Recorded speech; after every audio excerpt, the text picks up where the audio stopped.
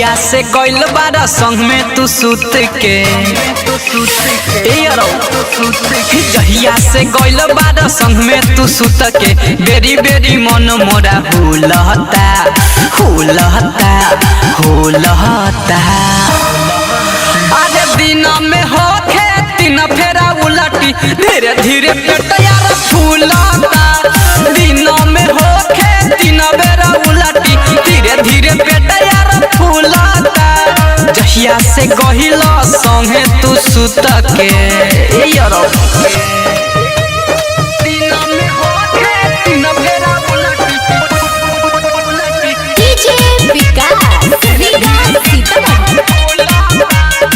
Recording studio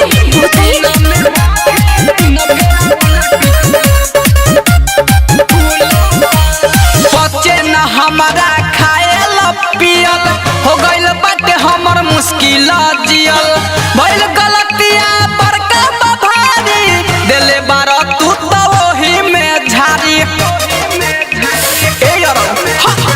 बच्चे न हमारा खायल पियल हो गइल बाटे हमर मुश्किल जियल भइल गलतिया बड़का भारी तू तो देले बारा वही में झारी।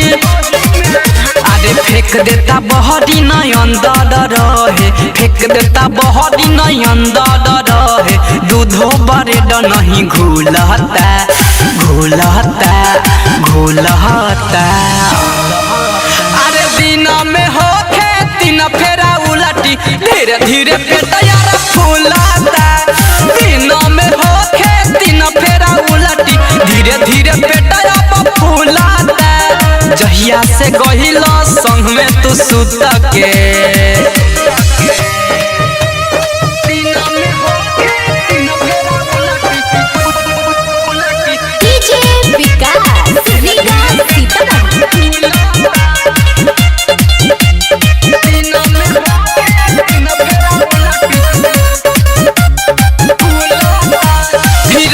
बिहारी आगे पीछे देखल साझे से लेके तू भोर तक ठेकल कहोई हमर उपाय लगा दो राजू रविंदर से दवाई मांगा दो। सुन तारो आए हाय रमन बिहारी न आगे पीछे देखल साझे से लेके तू भोर तक ठेकल कहोई हमर उपाय लगा दो राजू रविंदर से दवाई मांगा दो।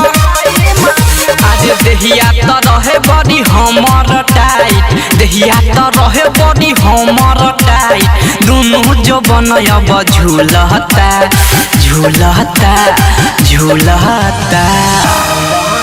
आज दिन में होखे तीन फेरा उलटी धीरे धीरे पेट फूलता।